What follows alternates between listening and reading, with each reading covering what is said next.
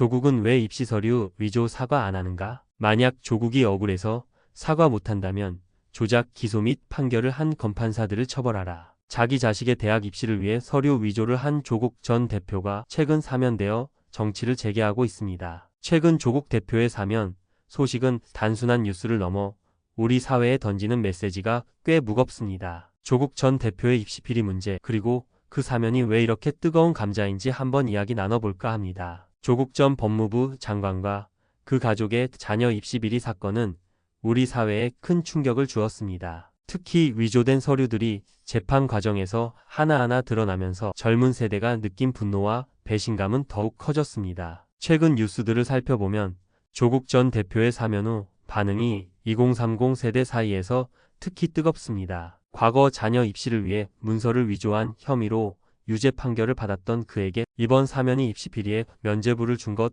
아니냐는 비판이 쏟아지고 있습니다. 심지어 입시 비리 사면 제한법까지 추진해야 한다는 목소리도 나오고 있다니 상황이 꽤 심각하죠. 먼저 서류 위조건 한 개만 되돌아보죠. 먼저 문제가 된 서류 중에는 부산 아쿠아 팰리스 호텔의 실습 수료증과 인턴십 확인서가 있습니다. 잠깐 여기서 좋아요, 구독, 댓글 부탁드려요. 이 문서의 내용을 보면 조 전 장관의 딸 조민 씨가 무려 3년 동안 매주 12회씩 인턴을 했다고 기재되어 있습니다. 그러나 당시 조민 씨는 서울에서 고등학교를 다니고 있었습니다. 그렇다면 서울에 거주하며 어떻게 부산에서 장기간 인턴을 할 수 있었겠습니까? 상식적으로 납득하기 어려운 대목입니다. 재판 과정에서 정경심 전 교수 측은 이 모순을 인식했는지 진술을 바꾸었습니다. 조민 씨가 실제로는 부산 아쿠아 팰리스 호텔이 아니라 서울 인터콘티넨탈 호텔에서 인턴을 했다는 주장으로 말을 바꾼 것입니다. 그러나 아쿠아 팰리스 호텔 측은 명확히 밝혔습니다. 서울 인터콘티넨탈과 제휴 관계 자체가 없으며 그러한 인턴십 프로그램을 운영한 사실도 없다는 것입니다. 즉, 인턴십 자체가 허구라는 사실이 드러난 셈입니다. 또한 문제의 문서에는 실제 아쿠아 팰리스 호텔의 법인 인감이 찍혀 있었습니다. 그렇다면 누가 이 인감을 사용했는지 밝혀야 하지만 끝내 밝혀지지 않았습니다. 조민 씨가 인턴을 했다고 주장하는 시기의 호텔 회장은 이미 세상을 떠난 상태였기 때문에 그가 직접 찍어주었을 가능성은 없다고 보는 것이 합리적입니다. 재판 과정에서도 당시 직원들은 한결같이 고등학생을 인턴으로 받은 적이 없다고 증언했습니다. 수년간 매주 인턴을 했다는 주장이 사실이라면 직원들이 모를 수가 없을 텐데 누구도 조민 씨를 기억하지 못했습니다. 더 충격적인 사실은 이 문서가 조국 전 장관의 개인 PC에서 작성된 것으로 확인되었다는 점입니다. 조국 전 장관도 이 사실을 부정하지 않았습니다. 나아가 그는 해외 대학 입학용 추천서까지 조작한 것으로 드러났습니다. 해당 추천서에는 조민 씨가 통일이 되면 평양의 5성급 호텔 첫 지배인이 되고 싶다는 다소 황당한 내용이 포함되어 있었습니다. 작성자는 아쿠아 호텔 시니어 매니저로 기재되어 있었지만 실제로 그런 인물은 존재하지 않았습니다. 심지어 호텔 이름조차 정확히 기재하지 못했습니다. 이 일련의 사건은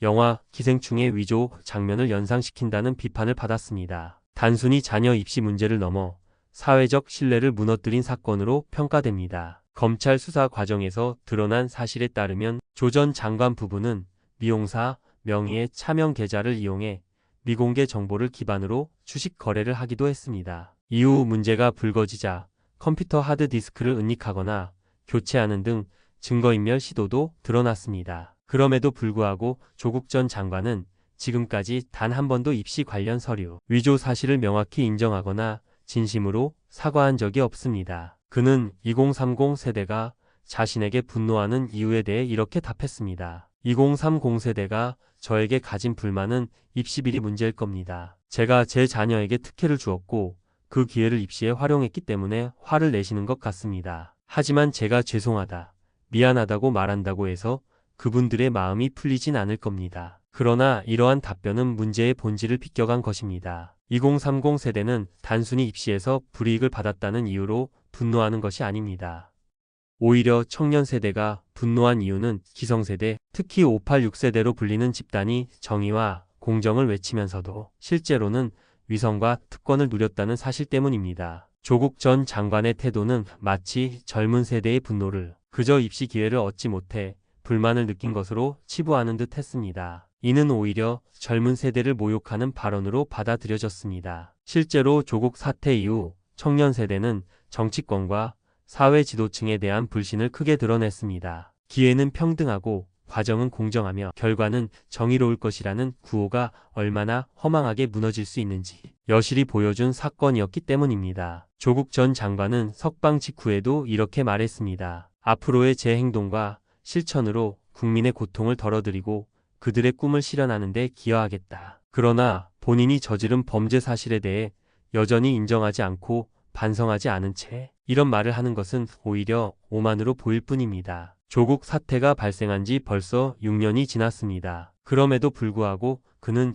여전히 진실을 온전히 밝히지 않았습니다. 2030세대가 분노하는 이유는 단순히 입시 불이익 때문이 아니라 기성세대의 위선, 권력층의 거짓말, 그리고 책임 회피 때문입니다. 이러한 구조적인 불공정이 사라지지 않는 한 우리 사회의 갈등과 불신은 결코 해소되지 않을 것입니다. 일부 민주당 의원들 사이에서도 조국 전 대표의 즉각적인 정치 재개에 대한 우려가 나오고 있습니다. 조국 전 대표의 사면이 민주당과 이재명 대통령의 지지율 하락에 영향을 미쳤다는 분석도 있는데요. 그의 사면이 정치적으로 어떤 파장을 불러올지 앞으로 더욱 지켜봐야 할 것 같습니다. 조국 전 대표의 사면은 단순히 한 개인의 문제가 아닙니다. 우리 사회의 공정성에 대한 믿음, 그리고 법치주의에 대한 신뢰와 직결되는 문제이기도 합니다. 입시 비리는 교육의 기회를 불공정하게 만들고 사회 전체의 정의를 훼손하는 심각한 범죄입니다. 이런 범죄에 대해 사면이라는 관대한 조치를 내리는 것은 사회 구성원들에게 잘못된 메시지를 전달할 수 있습니다. 물론 조국 전 대표의 사면에는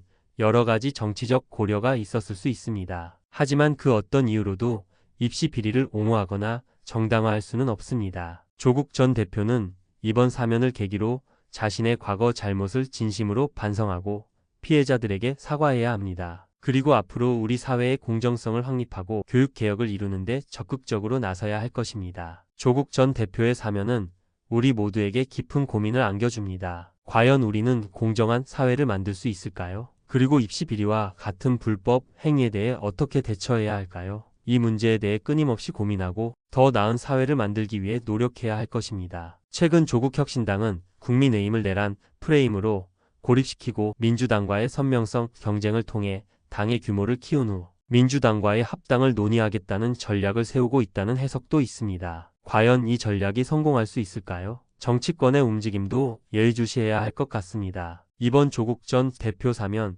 논란을 통해 우리는 다시 한번 공정의 가치에 대해 생각하게 됩니다. 우리 사회가 더욱 공정하고 정의로운 사회로 나아가기 위해서는 과거의 잘못을 바로잡고 미래를 위한 건설적인 논의를 이어가야 합니다. 여러분은 어떻게 생각하시나요? 댓글로 여러분의 의견을 공유해 주세요. 감사합니다. 좋아요, 구독, 댓글 부탁드려요.